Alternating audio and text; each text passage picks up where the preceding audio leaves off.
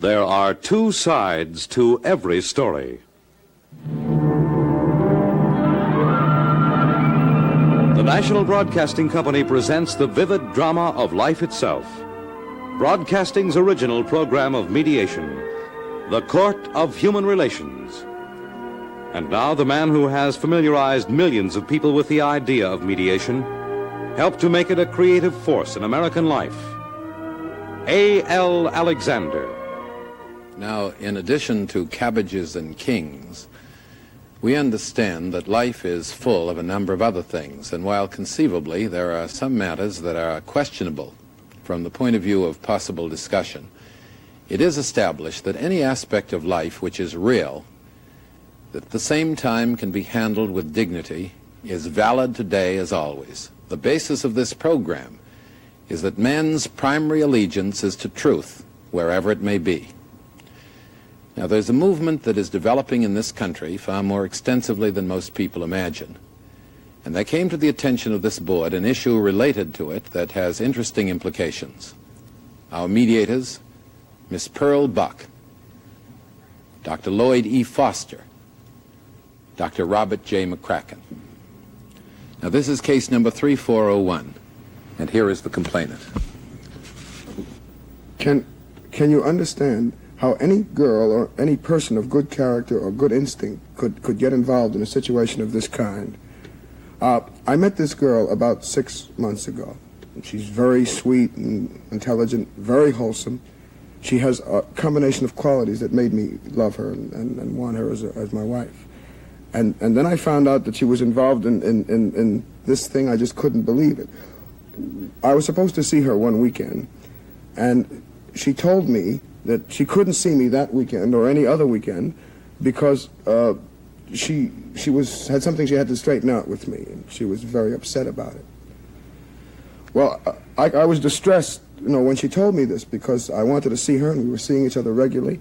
But I was even more disturbed when she told me about why she couldn't see me. Well, suppose we get rid of this mystery now and you tell us what this is all about.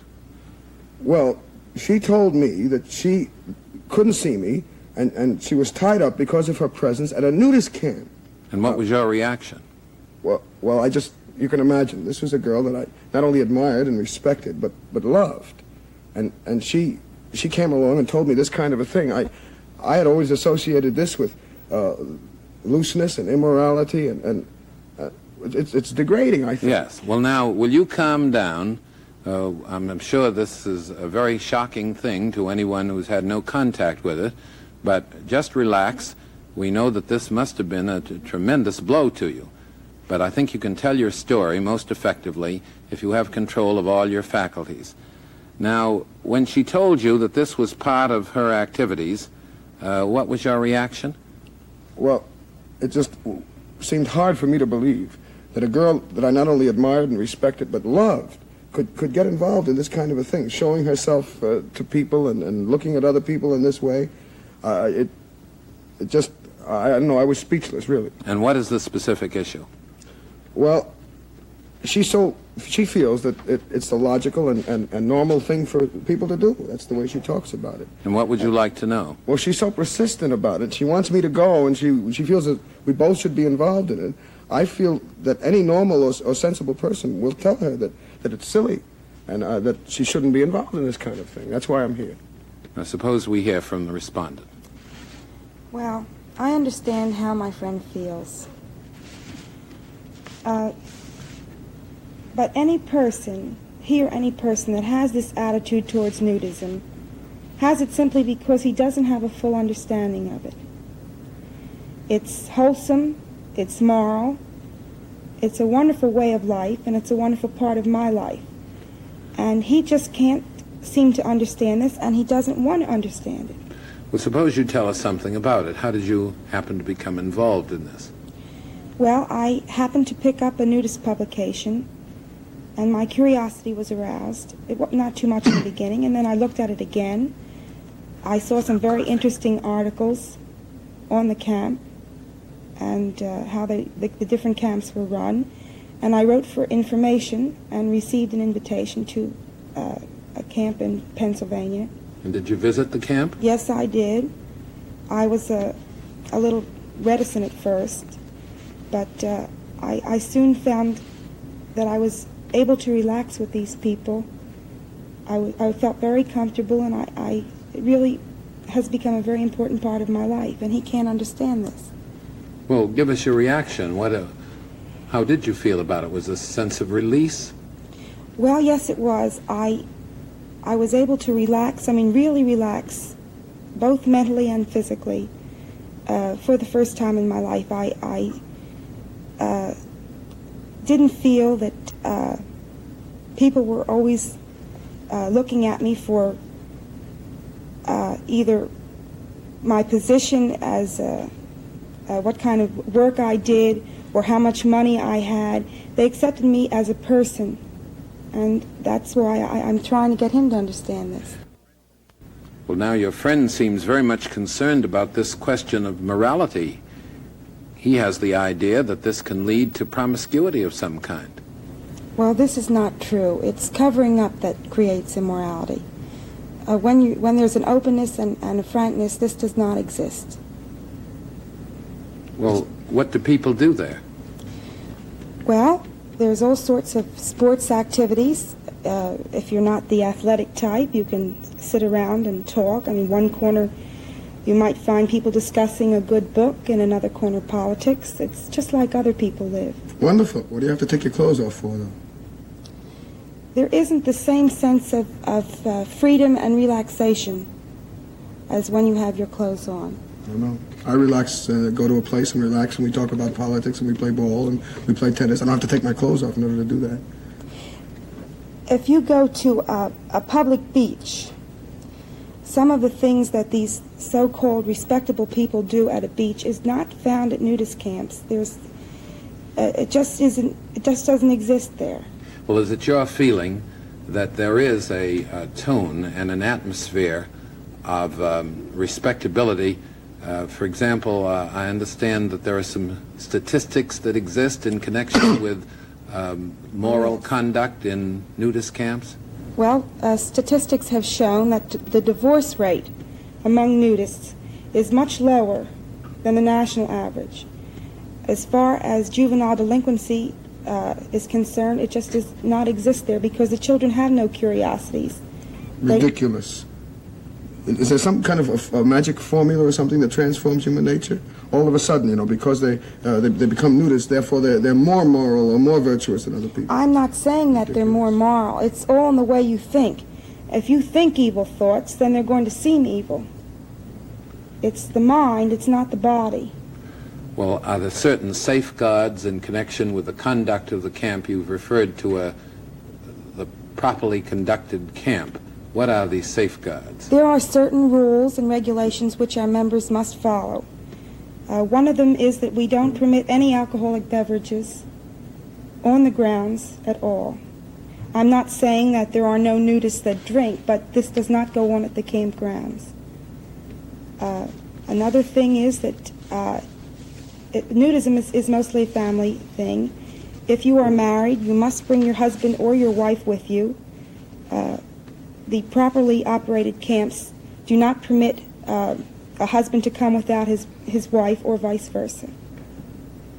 Well, it's just a wonderful group of people who socialize and enjoy each other's company in a congenial way. That's right, they share a common interest. But it would seem that everything would lead to all circumstances as such would point to immorality rather than morality. And I don't know how you can say they're more moral than other people because they take I their did not clothes off. say that, and I'll repeat myself again, that it's the way that you think. I have found in my own experience that I am accepted there as a person, and they are no more moral or less moral than any other people. It's just that they have a certain way of thinking, and after all, if nudist camps were immoral, the law would be after them. They're protected by the law, so therefore they have to keep a certain standard. Well, is it your philosophy that clothing centers attention in a way that nudism does not? That's right. If you wear a bikini, for example, that centers attention on certain parts of your body. I believe, and I think most other nudists believe, that all parts of the body are equal and none of them are to be ashamed of, and that no part is any more important than any other part. Well, do you feel that there's nothing more moral than complete nudism? That's right. That is how I feel, and that I feel that is how most other nudists And what do you feel. intend to do about it if you do get married, whether it's this young man or anyone else? Well, this is why this is so important to me. This is why we're here before the board, because I know what it is. And if I'm blessed with children, this is how I want my children to be brought up, because I know what a wonderful way of life it is. But he just can't see that. And that's why I don't want to take a serious step like this unless he'll at least give it a try. I mean, that's all I'm asking him to do. I think it's in very bad taste to take your clothes off in front of somebody, first of all, I don't want the girl that I'm in love with and the girl that I'm married to showing herself to everybody. I don't. And besides that, it just not in good taste. You don't have to form a cult, a group, just to take your clothes off. It's ridiculous. I can be just as comfortable with a bathing suit, and I don't have to go somewhere to remove my clothes. I don't want you to be seen by other men. I just feel that way. Well, that isn't the point. I've tried to make you understand. It's your personality that counts.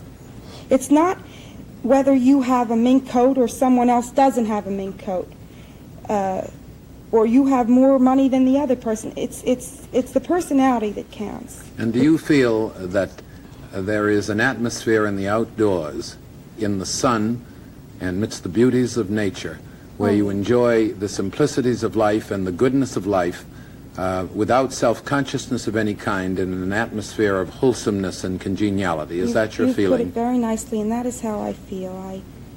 I've tried to make him understand this. Miss Buck?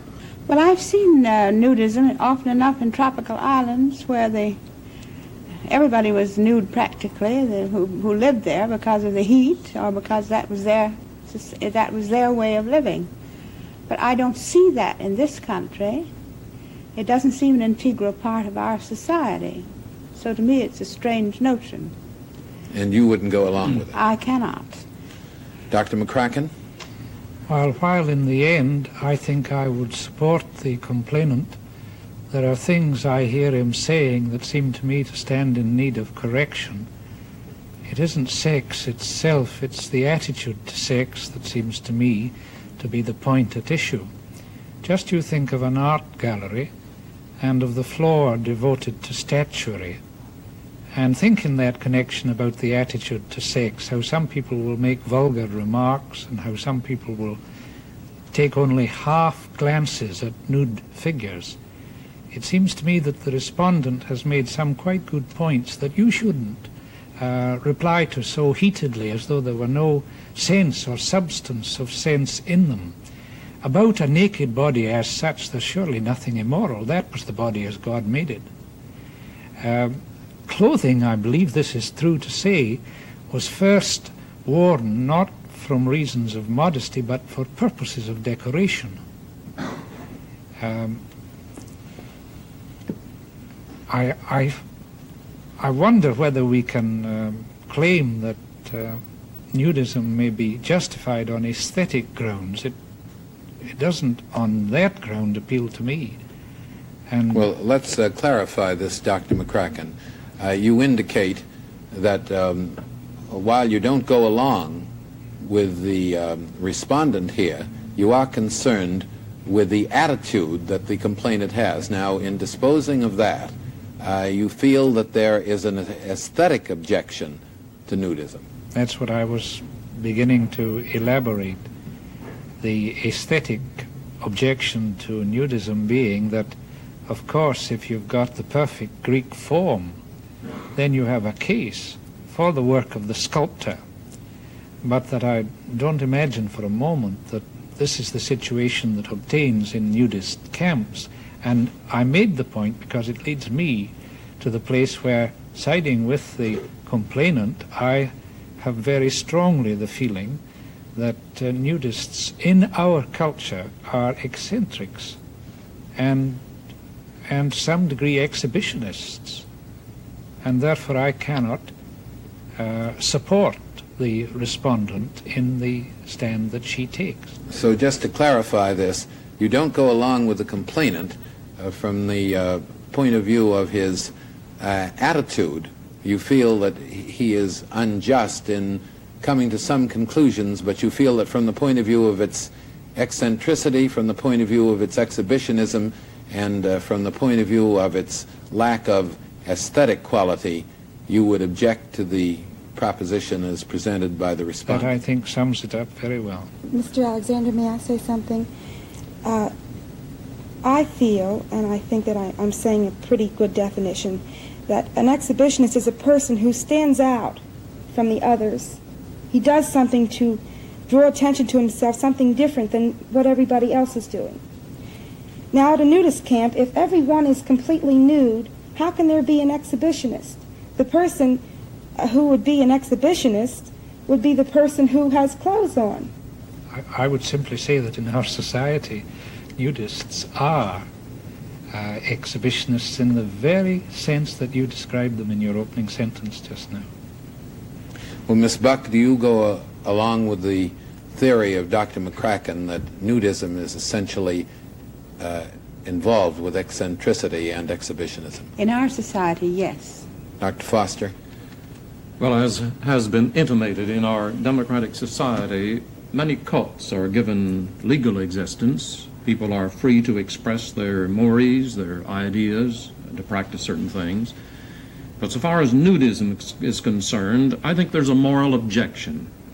Our society, as it is organized, for it to ignore the propriety of clothing, I think would bring into our life a coarsening effect. I think generally it would do so. Then I think there is an aesthetic ground against nudism, namely that there's nothing attractive about it. I should hate to go about and see a lot of, among others, a lot of overly upholstered people nude. I can't think of anything that would be more distasteful and distracting than that.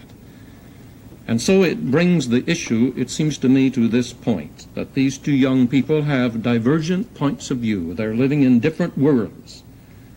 And for them to go ahead and marry, to establish a home and have children with such divergent opinions, it seems to me would bring great threat and jeopardy to it all. On the broad question of nudism, and with emphasis on the issue between these young people as to what is reasonable and acceptable in human conduct, the position of the board seems to be that this particular, well, let's say morality, that morality is not established by a few individuals, that morality means, of course, we should think conforming to standards which society as a whole deems acceptable. And on this ground, and on aesthetic grounds, as Dr. McCracken has pointed out, the board holds with the position of the young man who is the complainant in this case. The central activity of life is, of course, marriage and the home. Like so many other of life's ironies or contradictions, those who are not included want to get in, and those who are in, or a certain proportion, want to get out. One person is unhappy because he or she is pursued, and another is miserable because they're not pursued, and that's the way it goes. Now, here is an issue on this question of to be or not to be, involving a difference in viewpoint between two sisters, one of them representing, so to speak, the family circle. Now, our board comprises Miss Virginia Peterson, Dr. L. Wendell Fifield, Judge William A. Wachenfeld. Now, suppose we hear what this is all about. Mr. Alexander and members of the board, did you ever hear of such a thing? Now, hear of what thing? I can't hear your word you're saying. Did you ever hear of such a thing? A woman has a chance to be on Easy Street, and she just turns up her nose at it. Has this woman been alone for some time? How has she been? I have a sister who's been at loose ends, always feeling like a fifth wheel. A few months ago, she was introduced to a man. And this man is crazy about her, and he wants to marry her. And why are you here? Well, this sister lives with me, and she has to work for a living at a small salary. And, the years are going by. And tell us about this man. Do you think that he's quite a catch? I feel that he's a very good opportunity. I think a lot of women would jump at the chance to have a man like that. And she just turns up her nose at him. She feels he isn't good enough. And what is it that you'd like to know? Well, what I would like to know is this. If a woman has a chance to marry a man who wants to take care of her and support her and be good to her, has she the right to be so independent, so particular? Well, suppose we hear from the woman herself. Is there something the matter with me that I have to marry a man that I don't love, don't even like? Why don't you like him or love him? Oh, he's crude, ignorant, old. There's nothing I like about him. To my estimation, he's just a big zero. Now, what is your family trying to do? Ever since I met him, they're trying to wish him on me, get me into a marriage I don't want. Yes. Well, what is it, we address the complainant, that your sister doesn't realize? Well, what my sister doesn't figure on or realize is this, that a woman her age can't afford to be so particular. Now, was she looking for a young romance, Gregory Peck or Robert Taylor?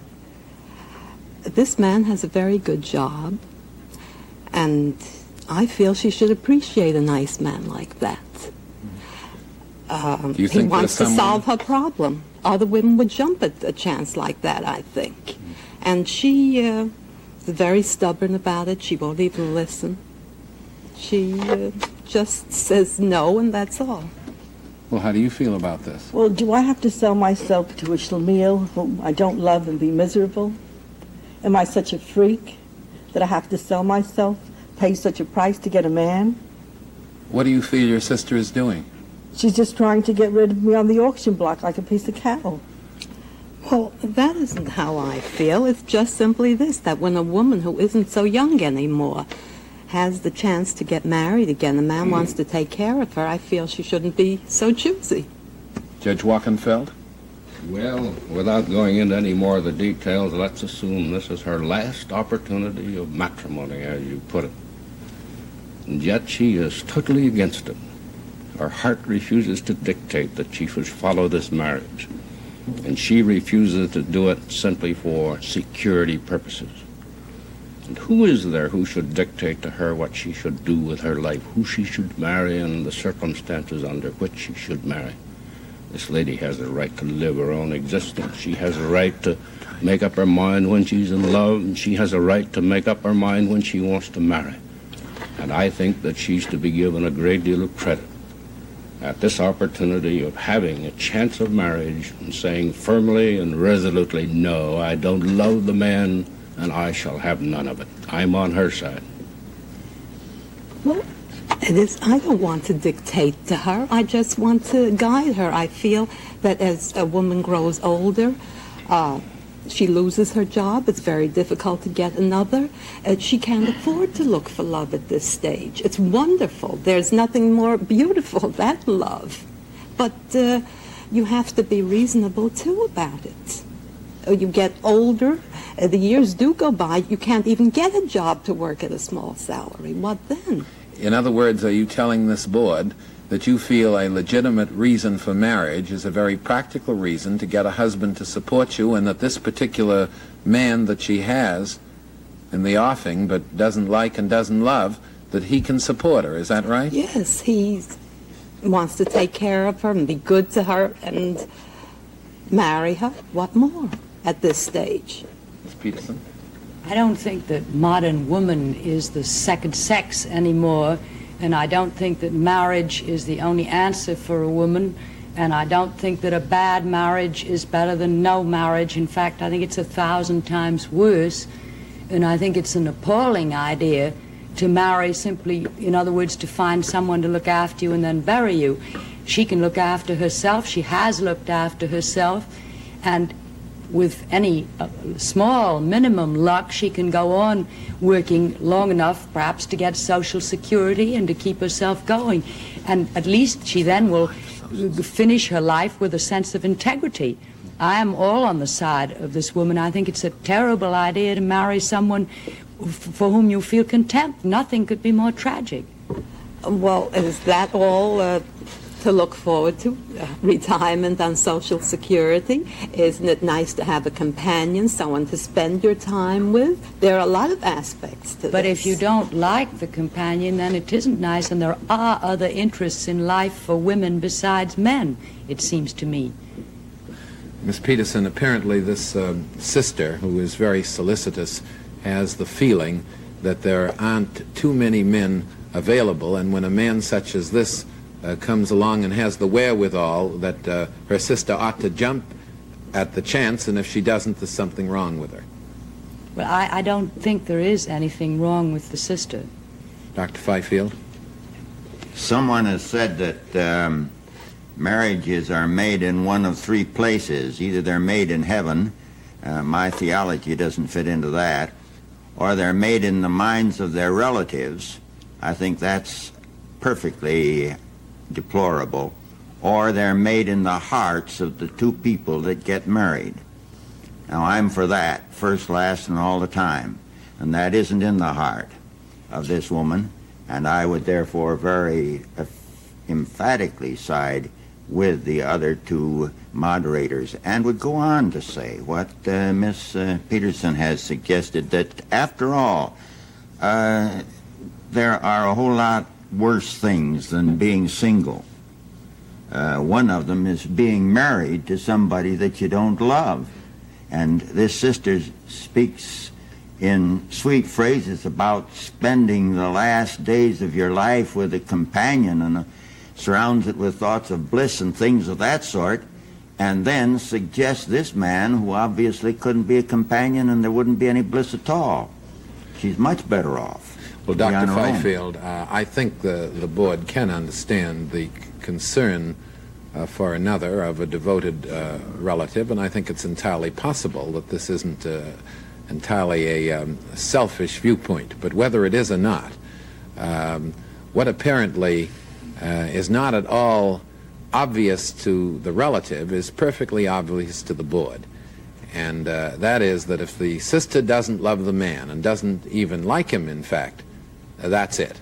Actually, to this board, despite the premium that is placed on marriage, as Dr. Fifield and our associate mediators have said, no marriage at all is better than a bad one. I think of the words, "'Tis strange, but true, for truth is always strange. Indeed, it is commonly said that the one half of the world knoweth not how the other half liveth."